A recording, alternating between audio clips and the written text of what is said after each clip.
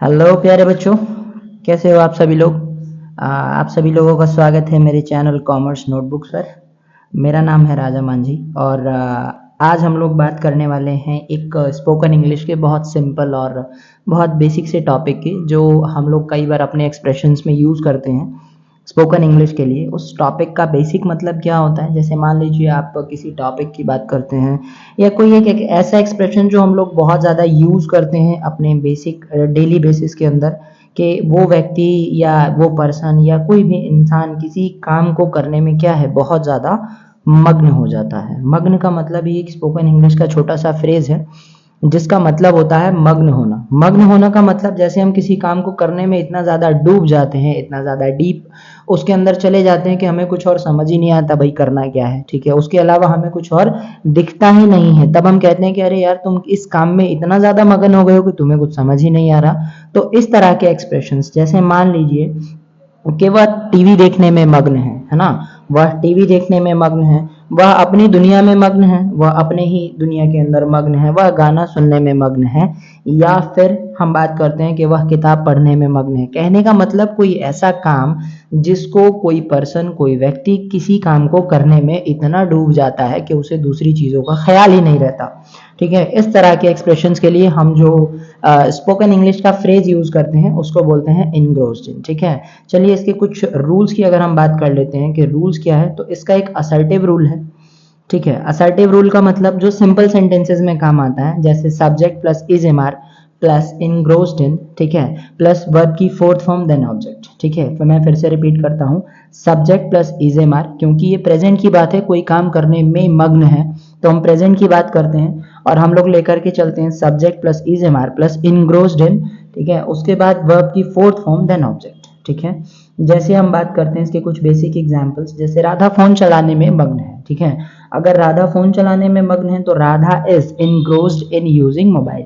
अब यहाँ के पे क्योंकि राधा सिंगुलर है, एक वचन है, तो राधा के साथ मैंने इज लगाया है, ठीक है।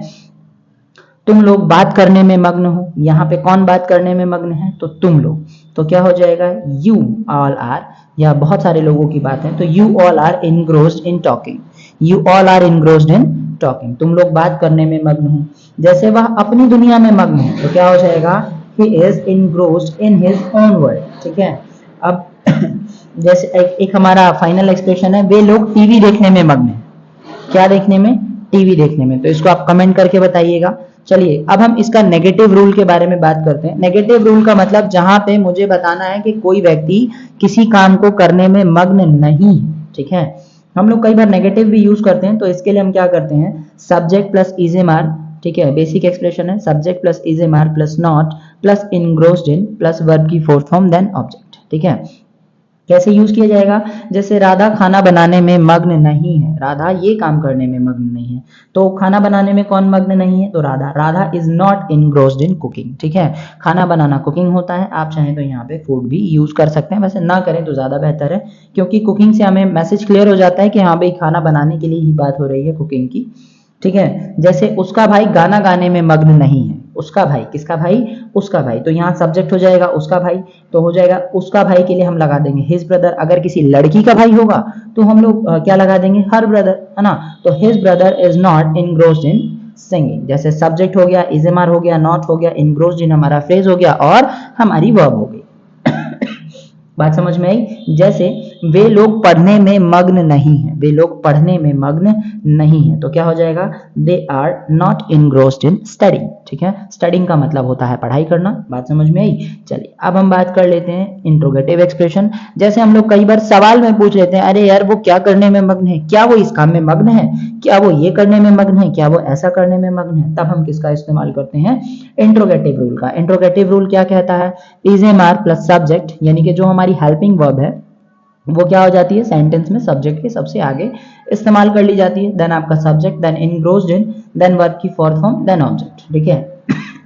जैसे क्या आप खेलने में मग्न हो, क्या आप खेलने में मग्न हो, तो इसका हो जाएगा आर यू, कौन, are you engrossed in playing, क्या हो जाएगा, are you engrossed in playing, ठीक है।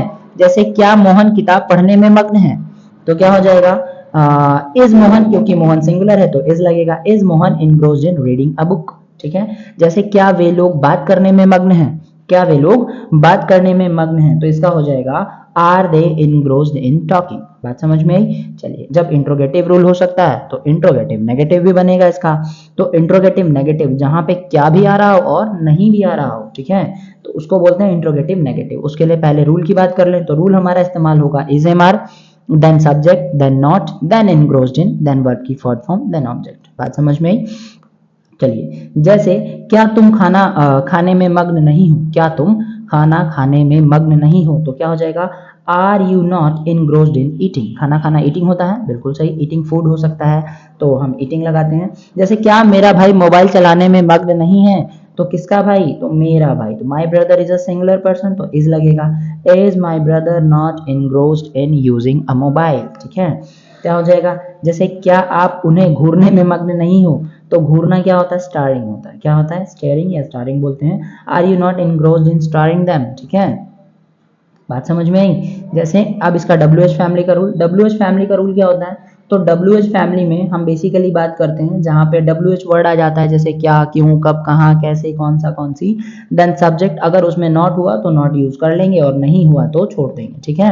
क्या हो जाएगा, अगर नॉट हुआ तो यूज करेंगे और नहीं हुआ तो छोड़ देंगे। इनग्रोस्ड इन वर्ब की फोर्थ फॉर्म, देन ऑब्जेक्ट। जैसे वे लोग टीवी देखने में मग्न क्यों हैं, वाई, क्यों है, क्यों का मतलब वाई, तो WH वर्ड आ गया, तो सबसे पहले WH वर्ड आ जाएगा। क्या हो जाता है हमारा, WH वर्ड आएगा क्यों, तो क्यों के लिए हम इस्तेमाल करेंगे why are they engrossed in watching TV, why are they engrossed in watching TV, क्योंकि वो टीवी देखने में मग्न क्यों है। जैसे तुम कब से अपना गृह कार्य करने में मग्न हो, कितनी देर हो गई, तो इस तरह के सेंटेंसेस में सिंस व्हेन, कब से, when, since when are you engrossed in doing your homework, since when कब से आप बिजी हो, ठीक है। तो क्या हो जाता है सिंस व्हेन। जैसे वे लोग पैसे बर्बाद करने में मग्न कैसे नहीं है, वो तो बिल्कुल पैसे बर्बाद करते हैं। तो इस तरह के सेंटेंसेस में क्या हो जाएगा, how are they not engrossed in wasting their money, wasting the money, ठीक है।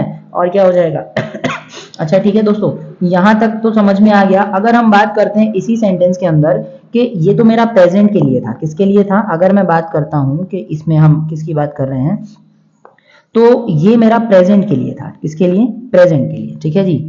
प्रेजेंट का मतलब आपको पता ही होगा, प्रेजेंट का मतलब वर्तमान, जिसमें क्या आता है, हूं और ही, ठीक है। क्या आता है आता है, हूं आता है और हो आता है।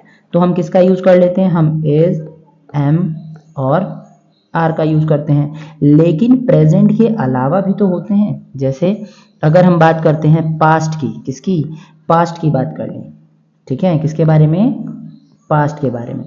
तो पास्ट की पहचान क्या है, था, थी, थे। जैसे वह खाना बनाने में मग्न था, वो ये करने में मग्न था, क्या वो ऐसा करने में मग्न था, तो हम लोग क्या करते हैं, इज एम आर की जगह हम किसका यूज कर लेते हैं, बहुत सिंपल सा है, इज एम आर की जगह हम किसका यूज करेंगे, वाज या फिर वर का, ठीक है। जैसे मैं आपको एक सेंटेंस बता देता हूँ, जैसे एग्जाम्पल के लिए कि मोहन जैसे मैंने आपको एक सेंटेंस दिया, एक सेंटेंस है कि मोहन क्या था, खाना पकाने में मग्न था, मोहन खाना पकाने में मग्न था। तो क्या हो जाएगा, क्योंकि ये पास्ट की बात कर रहा है, तो मोहन वाज, क्या हो जाएगा, engrossed in कुकिंग, ठीक है, COOKING, कुकिंग। बात समझ में आई।